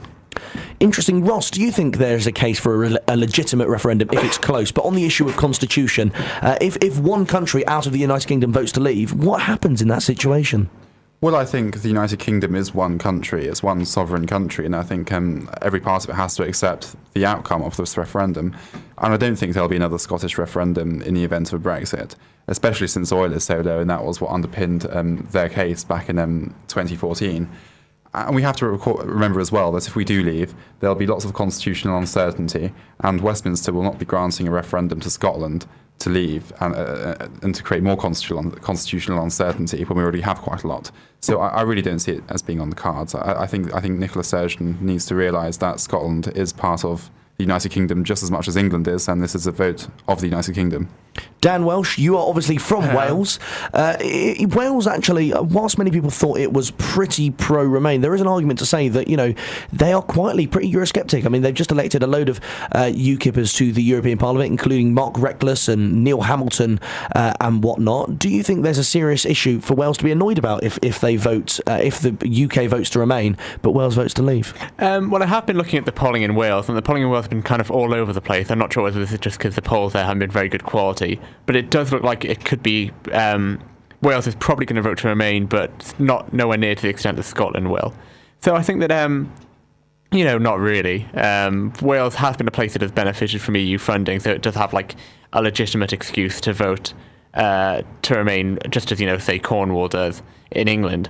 And just as I think Cornwall may be voting to Remain, although I don't think it is, but if Cornwall voted to Remain and England didn't, then, they wouldn't have any case for devolution or autonomy, and I don't think there's much case in Wales either. Because Cornwall seem to want independence. There's a strand of Cornwall that wants. There is a party, but so in your opinion, Dan, if Northern Ireland, for instance, imagine this hypothetical situation: Northern Ireland votes 70% to leave and 30% to remain. Should they be forced to accept the UK's? Obviously, they're part of the UK. Should they be forced to accept the whole UK's vote? I think they should be forced to accept the whole UK's vote. I think that, if you have a case where politics in one area of the country seems to be drifting so far from the rest of it, as it does seem to be doing in Scotland, I think you do have a legitimate case there where you can talk about more autonomy. But I don't think there would be, in that case, what's Northern Ireland going to do? Break off and be independent or something? There's no So your argument is that in terms of regionalism, if you're going to divide the countries, if the north, anywhere north of Oxford perhaps votes overwhelmingly to leave, then you're just going to get into a weird sort of. There has to be a limit, and I mean, London is going to vote to Remain very strongly. And, if we overall voted to leave, but London strongly voted to Remain, there wouldn't really be much of a case for London becoming independent or anything. So I think there does have to be a boundary to regionalism. You can't just, every time, one region disagrees, you devolve more power to them. You have to actually, accept that we all live in one state and all of our votes count equally. Jack, do you think that's a serious issue that could be at the forefront of politics if one of those countries, or even if it's not one of the countries, if one of the blocks, so for example Cornwall, votes to leave, then that poses a serious constitutional question, does it not?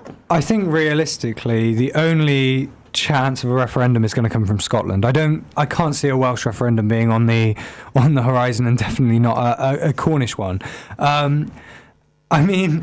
The Scottish referendum Matt disagrees. If Brexit comes, there's been numerous threats anyway, whether we get Brexit or not, that the Scottish want another referendum. Nicola Sturgeon has outright said that she wants another referendum. It's a question of when, I think, perhaps more than if. But at the moment, Scotland definitely isn't in a strong enough position, or economically on the oil point, to make for the SNP to make a strong enough case for Scotland leaving. So I don't actually think it's going to happen anytime soon, personally. But a couple of pieces of, I'm not really sure whether you call it breaking news, but the headline... We'll take anything, Jack. Yeah. The front pages for tomorrow's papers have come out, or a couple of them. The Sun have gone with Farage on their front... Well, not Farage, but a headline including Farage. Farage concedes to Remain, Breck's mad, and then it's got the pencil RaW on the front of their paper. I don't know whether that reflects the Sun. The what on the Sun? You know the whole pencil RaW with you should vote not using a pen, not a pencil. Right, of course. So that's on the front page of the Sun. I don't know what that says about the Sun. Daily Mirror's got a headline which is Project Reunite, which is Farage concedes, and after the fear and the hate, Britain needs Remain and Leave supporters to start the healing process, and it has a picture of somebody with Euro face paint and British face paint kissing on the front of that. Nice and British with a bit of face paint on your face. Daily Telegraph has potential out. Brexit MPs pledge loyalty to PM, so they haven't even got the result on the headline. They've just gone with what the MPs are doing. Well, no one knows the result, to be fair to them, Jack. Yeah, what true. the polls are saying. Well, I assume these are temporary headline front pages. John, what do you think about the issue of one of these blocks potentially voting a different way to, essentially tyranny of the majority? If Wales votes to leave but everyone else votes to stay, what happens? Well, I don't know. In every other case, apart from Scotland, it wouldn't be feasible for any of these regions to become independent anyway. I mean, that's a given. Imagine Northern Ireland becoming independent. I mean, it just wouldn't happen. But in the case of Scotland, I'd say their plea for independence is more deeply rooted than this than Brexit. I mean, I have quite a few Scottish friends, and they've said they're voting Remain precisely to just to stick it to England basically, and just stick it to Westminster, and just say like regardless of how they feel about the EU, it's just doing the opposite of what England want, which I think is kind of petty really, because we didn't vote on their referendum, did we? No, they're voting on all of ours. That is an interesting question as to whether there are some votes in this referendum that are a protest against the government or against anything that people see to be wrong with the country. We're going to move on to another interview now, and this is the second. So we've had 2 Brexit interviews, and this is our second Remain interview, and this comes from Baroness Susan Kramer. Right, I'm joined here now after a very lively EU debate in Kingston with Baroness Susan Kramer. Firstly, why do you think we should stay in the EU? There are so many things that I want to do for our local communities, and to do that you've got to have a strong economy. I want to improve the NHS, I want to build up our schools, I want to look after our old people, I want to build infrastructure. And I can see no way that if we leave we can have the strong economy that we get inside the EU, with our ability to basically treat 500 million people as our own domestic market. We're growing new businesses. I talk with young entrepreneurs. They are pan-European from day one. They know they've got to have that base of 500 million people if they're ever going to build global businesses. I don't want to see it going back to the bad old days when, frankly, major British industries all basically collapsed. They're now mostly under foreign ownership, which is, I mean, at least those are people coming in and putting investment into this country. But we haven't been able to grow our own, and now the single market gives us that opportunity. I'm also very concerned, frankly, that many of the people who have put money into this country, even Brits who put money into this country, will simply say, if we're out of the European Union, I have to move. I have to take a lot of my basic workforce, a lot of my jobs over to the European Union because that big market is key to me. I asked this question during the debate, but there was a lot of interruptions. Do you think we are safer in the European Union? I'm very worried by the rise of what seems to be a nationalistic right across Europe. And frankly, I think if we leave the European Union, that will give new energy to it. But also inside the European Union, we have the ability to really be one of the leading voices of democracy. And to me, that's absolutely crucial. Look, the basic European idea of basic idea behind the European Union was after the Second World War that we should never have war again between countries within Europe. And it has achieved that. And we've played a huge role in all of that. I really don't want to give that up. And this is being broadcast on a Warwick University student radio station. Why do you think students in particular should get out and vote to Remain? Well, students are the future, and this decision is about the future. Frankly, a lot of older people are not going to be much impacted, but anybody who's out there starting their career really is. Look, most of the young people I talk to, they find no conflict between being proud to be British and being in the EU. They don't understand the kind of identity crisis that many older people find. And then when they look at jobs, I talk to young students, for example, interested in the fashion industry. They're going to study in the UK, they might intern in Paris, they might work for a while in Milan, people in engineering, perhaps work for a while in Germany. So in career after career, people are looking now all across the European Union to build those careers and excited by those opportunities. They see it as real opportunity for them.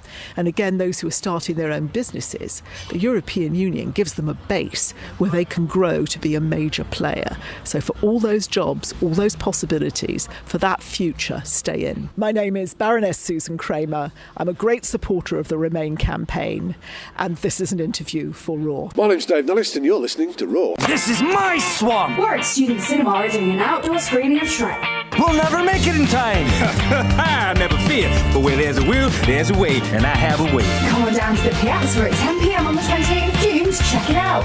Well, yeah. And the best part is, it's completely free. Mirror, mirror on the wall, is this not the most perfect kingdom of them all? Grab your friends and some popcorn and join us for some Shrek. That's what friends are for, right?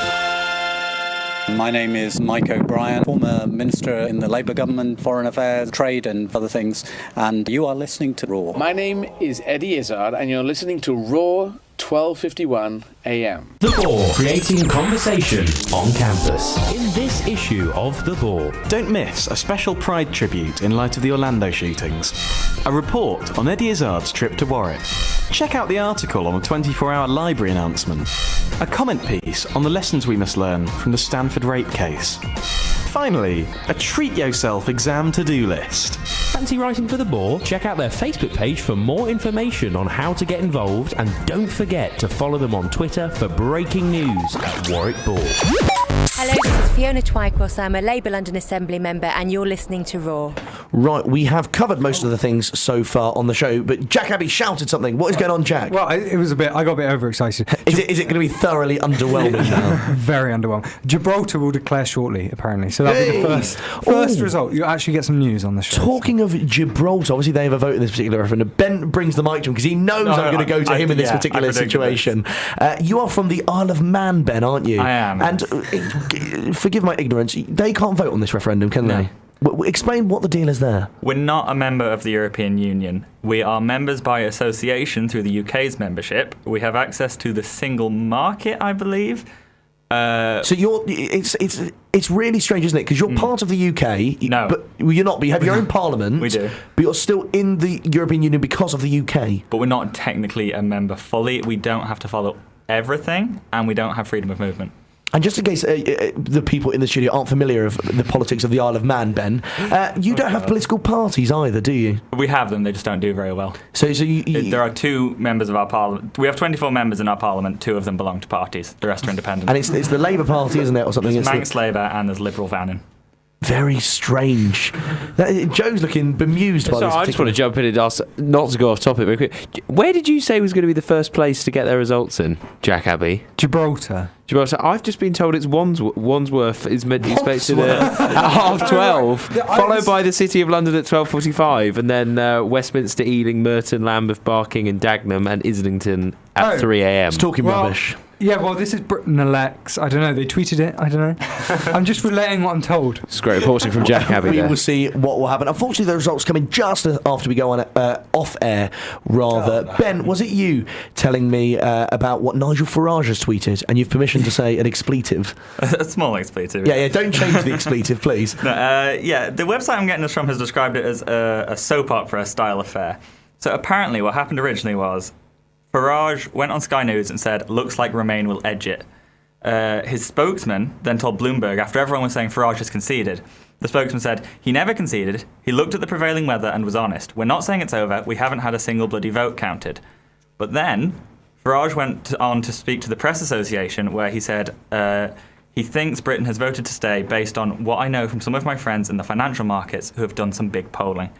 So it looks like he thinks we've voted in, but it's in no way a concession. No one knows what is going on in this referendum. I'm going to move on now to a broad issue that was in this referendum, and this is of politicians from other countries, high-profile politicians like Barack Obama and people like that, and Francois Hollande, saying how the UK should vote. Now, this is something that really split the Leave and Remain campaigns. Obviously, the Remain campaigns were thrilled that Barack Obama had endorsed their particular position to stay in the EU. He famously said that the UK would be at the back of the queue for any trade deals. But then the people on the Leave side were understandably quite angry that a president from another country was dictating how the British people should vote. Thinking of other famous politicians on the issue, obviously you've got Marine Le Pen in France and Donald Trump, the only real 2 people supporting Brexit. I appreciate you, Vladimir Putin.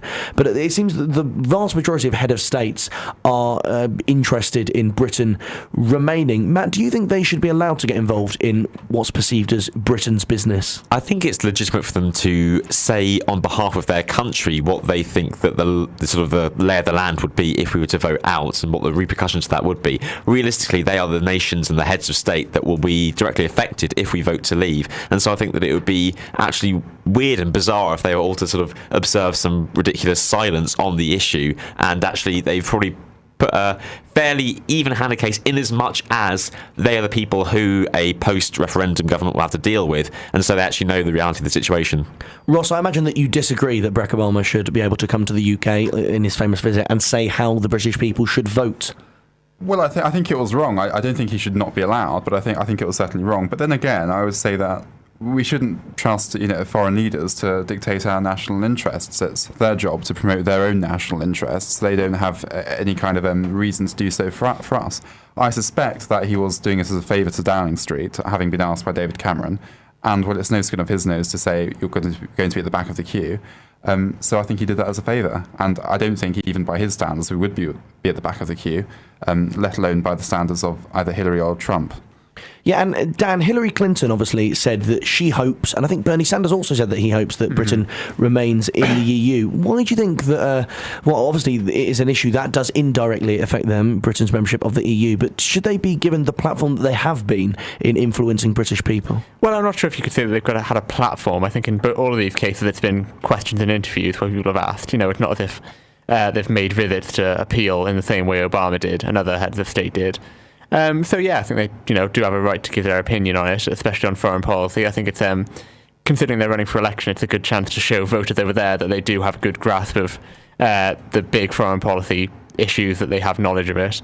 So I think that I don't really see a problem with it. I'm not, people say they shouldn't be able to interfere, but I think the British voters are smart enough to realise that they have their own country's interests in mind. Just let you know, I am seeing a man of Gibraltar descent on the stage now, as I'm watching the news, who is declaring the result of Gibraltar imminently at Gibraltar University. But Joe Wheatley, I think, has some news. No, I was just going to comment to say I would agree in terms of I don't think there's. I think that's the key word, is interfering. I think it's fine for sort of other politicians from around the world to state their belief, and I think the way sort of Hillary and people like that have said it, which is, I hope they remain. I think the issue with that I personally had with Barack Obama was the fact that it almost came across as almost like a threat in some respects, which is, well, you should vote this way, otherwise tough luck. And I don't think he has a right to be doing that. And he did a similar thing with the whole, when we had sort of that Parliament had the decision on to get involved in Syria, the way he phrases things, it almost reminds me of that scene from sort of Love Actually, where Hugh Grant's character as the Prime Minister says, stop bullying us into... And it feels a bit like that sometimes. I think it's one thing having an opinion, but to almost sort of put it in a way that we have to vote this way, otherwise, this is what's going to happen, is completely wrong and unfair. And I think it's very interesting that suddenly America seems to care, when normally when it comes down to our election, there's not much news coverage there. When it's their election, we cover it like crazy. I think there's a bit of an imbalance, really. You were someone, Joe, as well, who in this particular referendum, I would imagine, as many people were, you weren't 100% sure how you were going to vote, when the referendum was first announced. But would someone like Barack Obama or Hillary Clinton persuade you, perhaps not directly, but if you know that, I'm going to stop that there because the result for Gibraltar has been announced. It is 19,322 votes for in and 823 votes for leave. So with an 83.5% turnout, it is overwhelming, nearly 20,000 votes for in and under 1,000 votes for so that's 95.9% in and 4.1% out. Good maths there, Jay. Quick maths. Did you look at a tweet? Or No, I didn't. It's just straight off the top of my head. That's how I work at 11:38 at night. But I was just going to say, so whether they directly influence you or not, would knowing that Hillary Clinton and Obama are on one side, Donald Trump's on another side, would it make you think, that I might, it wouldn't influence you straight at all? No, not even knowing. Well, because to be perfectly honest, at times it's hard enough to sort of listen to our own MPs on what they think and all the rest of it, let alone people like Donald Trump. I really don't care what he thinks about how to vote. That doesn't affect me. I'm more interested in internally what our thoughts are. But that was just me. And John, do you think that they will influence realistically how people vote in this referendum? And also, do you think their opinions are welcome? Well, I think in terms of influencing people, they might influence people the other way. I know a lot of people that previously were undecided that decided to vote Leave because they felt, insulted by Obama saying we'll be at the back of the queue. Regardless, he won't even be president by the time, the 2-year effect kicks in, if it does kick in.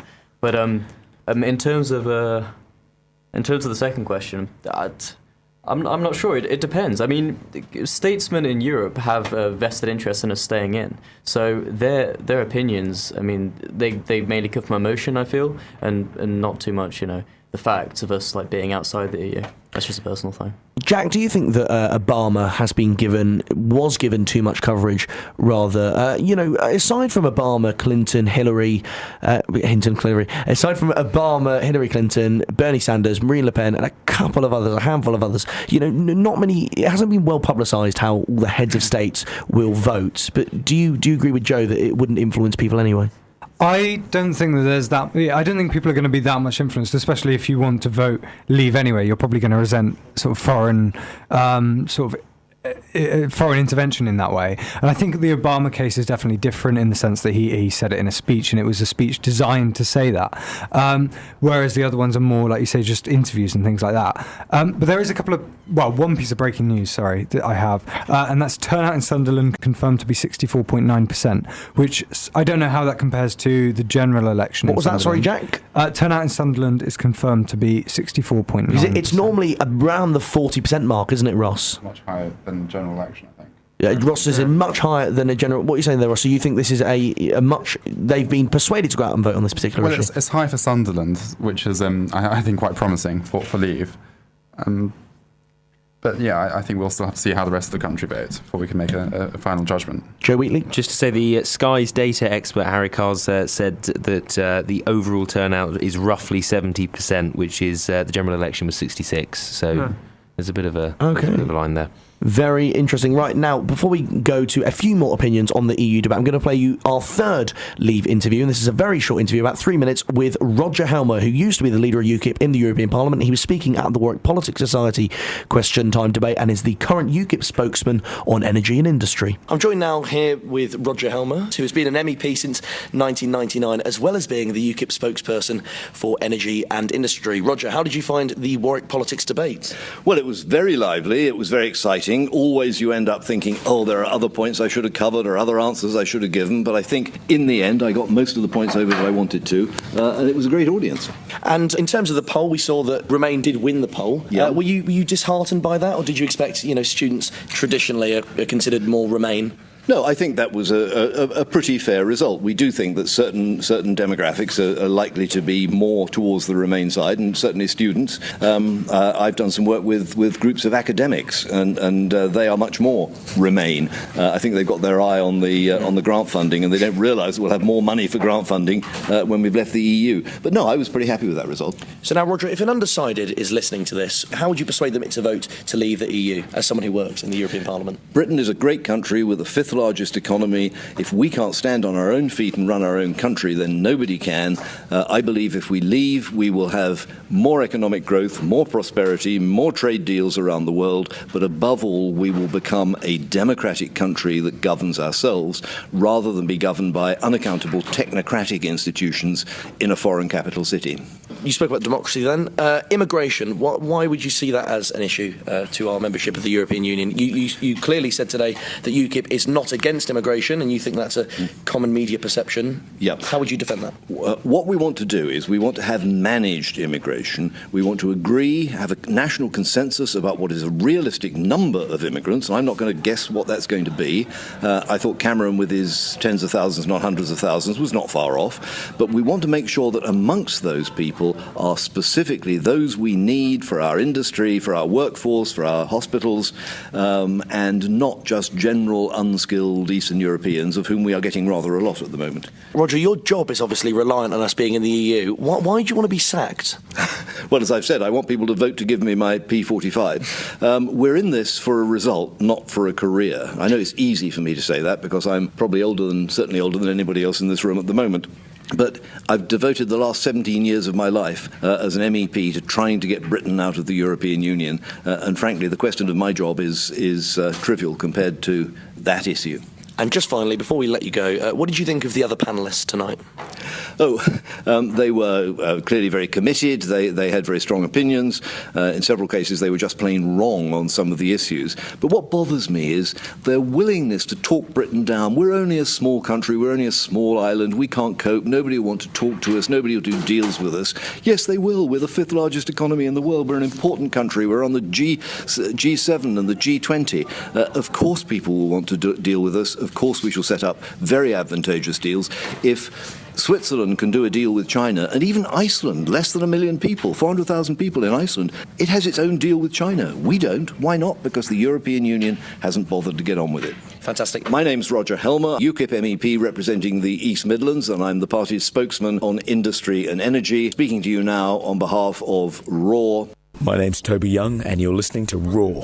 You are listening to RaW. It's the late night election show. We will be here for around 16 more minutes on your student radio station discussing all of the results as they come in, or all of the campaign as we've enjoyed it so far. Joe, you were watching Sky there about the Jo Cox seat, and they've had quite a nice tribute to her, haven't they? Yeah, obviously Labour MP Jo Cox, who was killed a week ago, she was remembered with a minute's silence at the counts in Leeds and neighbouring Kirklees, because obviously the Kirklees includes her sort of constituency of Bately and Spen, so that's quite nice tonight. It's something to remember amongst all of the sort of back and forth between, politicians. Yeah, that someone did die recently. So yeah, and it does bring quite a perspective to it, doesn't it? And moving on, unfortunately, going back to the back and forth, Nigel Farage. There's been a bit of stick Nigel Farage has been getting about his speech now. Many people argue that he is being a sore loser and is basically conceding defeat. He's been quoted as saying, "This has been a 25-year campaign for me,"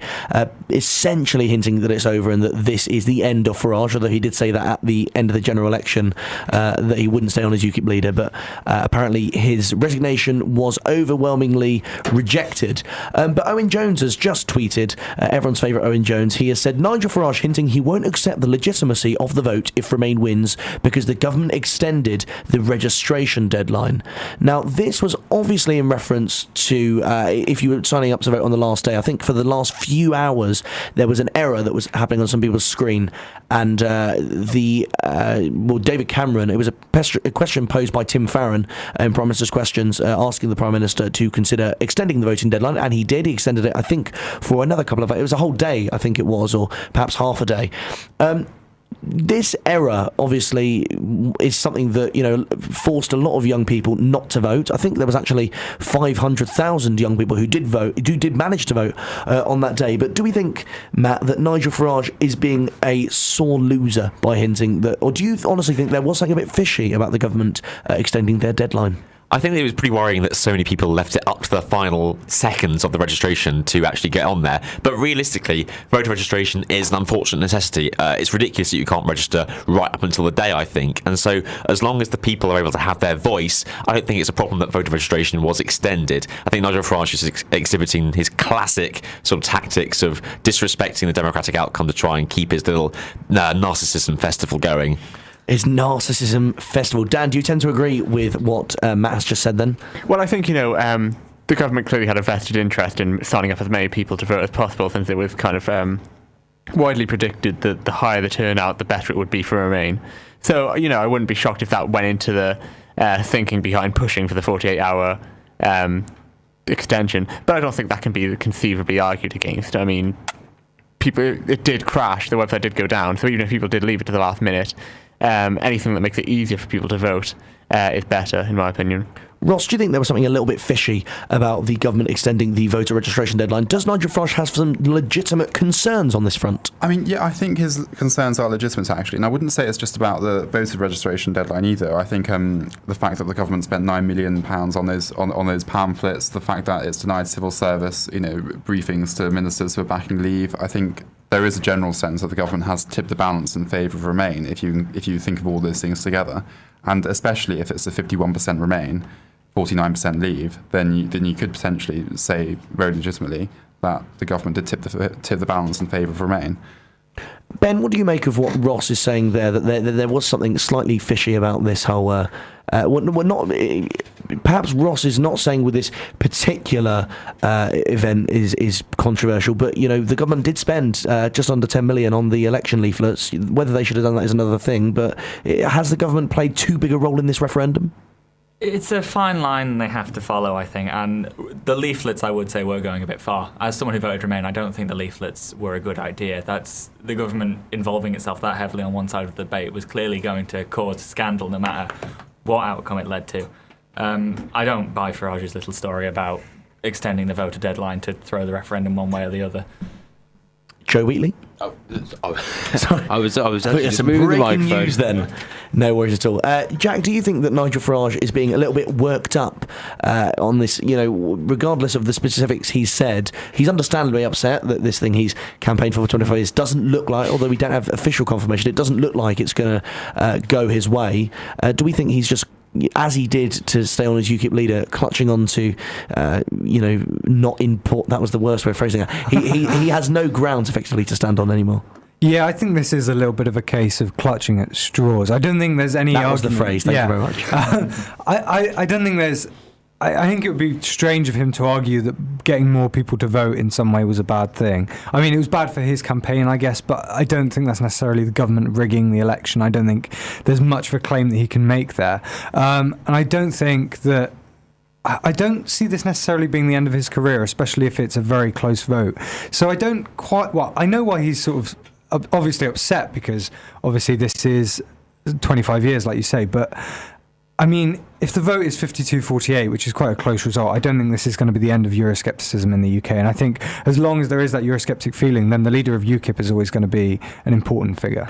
John, do you agree with Jack that UKIP are going to still be prominent, and maybe not in Nigel Farage's form, although many people argue that he will still be relevant? But will UKIP? You did say this earlier, actually. But do you agree with Jack that UKIP will be the big political success story, whatever happens? I do think so, and I think it comes down to the upset which this referendum has caused. I mean, to the voter deadline, extension, whether it was right or wrong. I mean, personally, I think it was, perfectly fine. More people voting, whatever.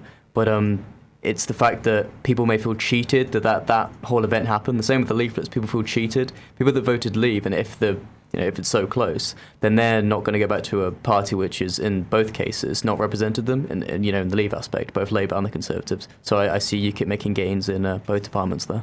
This is something that we didn't perhaps get to speak about on RaW at the time, but the government, it was confirmed, spent about, I think it was 9.3 million, although people either way argue higher or lower, on leaflets. Sam Keeling, do you think that the government was well within its rights to release these leaflets?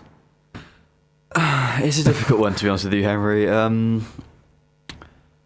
No, to be brutally honest, no, because the government was not unanimous in its support of the EU. Members of the cabinet, like I think Chris Grayling, and at the time Ian Duncan Smith and Michael Gove, were in favour of Brexit. So no, I don't think they were right to. The Leave campaign didn't have access to any sort of similar sort of media basing, if you know what I mean. That's a very inarticulate way of putting it, but. So no, I don't think they were right to, and I don't think it was entirely fair. I can understand why they did it. I mean, David Cameron and the majority of the cabinet are obviously in favour of remaining, so they utilised the resources they had at their disposal. But I don't think it was particularly ethical. So you don't think they should have released this literature one side without the other? Especially not with taxpayers' money. It's not their money; it's taxpayers' money. Dan, obviously the government did this with the original referendum on this issue. The government did spend money saying what way. I don't know if it was balanced or not, but they did put out a similar leaflet. Do you think they're within their rights to do this? I would agree with Sam. I'm not sure about with the original European Economic Community referendum, like how divided the government was in that sense, but it clearly is now. And I think that while they should have sent out a leaflet that tried to be balanced, perhaps allowing both sides to have their viewpoint, I don't think putting out one which was just all pro-Remain was, good, really, for democracy, considering how split the government actually was. And John, do you agree with Dan that it wasn't great for democracy that the government put this out? This particular leaflet? I'm not sure, because I read it, and, on the Remain side, you've got a lot of sources which are backed up by evidence and, and source in itself, but on the Leave side there wasn't many of that, which I don't know, it could have been this is pure speculation, intentionally sabotaging the Leave's chances, but I don't know how many people actually read that and based their whole opinion on it, to be honest. Right, we are fast approaching the end of the show, but I see Joe Wheatley has a couple of tweets on his screen. No, sorry, just the BBC political editor, Laura Kunsberg, has just sort of tweeted some things about the result in Sunderland and London. I'm not sure whether we've had these, but sources suggesting Sunderland might be as high as 62% for Leave, whilst in London apparently it's meant to be even better for Remain than expected. So quite a mix. And confirmation from Sky Data, or presupposition from them, saying that Great Yarmouth is officially the most Eurosceptic area in the UK. Apparently. So, right, we shall see how these results go tonight. Thank you very much, everyone, for joining me. Thanks to Matt, thanks to Dan, thanks to Ross, thanks to John, thanks to Jack, Sam, Ben, and our station manager, Joe Wheatley, for joining us. We're going to go round the room one final time, saying what your best moment of the campaign was, almost memorable moment, and also, sorry, Matt, to pin this on you first, and what you think the result will be tonight. You don't have to think of a memorable moment, don't worry. Most memorable moment that will haunt my every nightmare from now on, Tim Farron rapping on that battle bus. And if I was to make a bold prediction, I think Remain by 4 points. You think Remain by 4 points. Dan Welsh? Nigel Farage on the flotilla looking scarily like Alan Partridge in his suit. And I think the prediction, I'm going to say 53% Remain, 47% Leave. Right. Looking very closely at the predictions. Ross Copeland, what do we think? Well, I think the flotilla, I'll have to go with that as well, and particularly with Bob Geldof, I think he really made that quite special. I'll go with I'll go with a 51% Leave, actually, and 49% Remain. Okay, John, what do you think? Do you agree with Ross? It's more hope, it's more faith at this point than anything. I really don't. I think it's too close to call. For memorable moment, I'd say probably today for the first time canvassing ever, which I really enjoyed. So. Oh, fair enough. Jack Abbey, most memorable moment of the campaign? I think I've got to agree again and be boring, but the Battle on the Thames was something else. Yeah. Typical Jack copying out someone. But how do you think it's going to go? I think it'll be either a 6 or 8 point win for Remain. Oh, even bolder there from Jack Abbey. Sam, what do we think? I would agree with Jack. I think it's going to be quite a convincing win for the Remain camp, as much as I hate to admit it. Most memorable moment would have been meeting the mighty Jacob Rees-Mogg, shaking him by the hand and interviewing him and having a selfie with him. Absolute gentleman. Very, very pleased to have met him, and all-round lovely guy. Ben? Yeah, I'd have to go for a late entry for most memorable moment, but it would be the very welcome return of #dogs at polling stations on Twitter. I spent a lot of my day going through this. I would agree with the general mood of a 52% Remain, I would say. Okay, and finally, Joe Wheatley. I am also going to go for quite a convincing, I think, Remain win tonight. And memorable moment would again be Battle on the Thames, which I think that should become an annual thing. Seriously, let's do that annually. Just get everyone out on the Thames and just have a fantastic. Politics altogether with just brilliant, yeah. Don't do a vote next election. Let's just do that. You can sink the boat first. Brilliant. Joe Wheatley there with some interesting ideas for the next referendum Thank you campaign. So much. We'll see what will happen. Harry, what do you think? Memorable moment memorable moment, and what are you as president of the Politics Society? So the ball can quote this specifically for their next paper.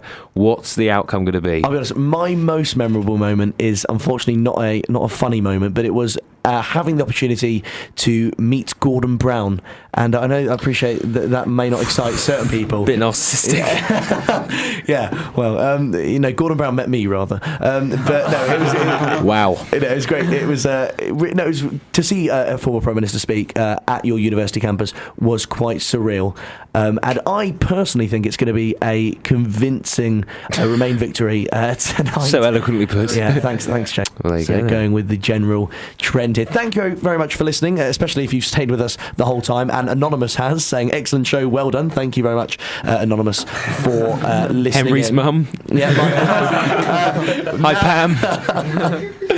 Right, on the show today we have 3 Brexit interviews, one from David Kurten, one from Jacob Rees-Mogg, and the third Brexit interview was from David Kurten, the London Assembly member. And in terms of the Remain interviews, we had Sir Vince Cable, Baroness Susan Kramer, and our third Remain interview, I'll play it out for you now, is Lynne, when she was in Kenilworth the other day. Thank you very much for listening. Listen to Perspectives next week from 3 to 4 on RaW, and check out the interviews on YouTube. Right, I'm here in Kenilworth with Lynne, the former MP and MEP. Firstly, Liz, what would you say to undecided students who are perhaps wavering between in or leave?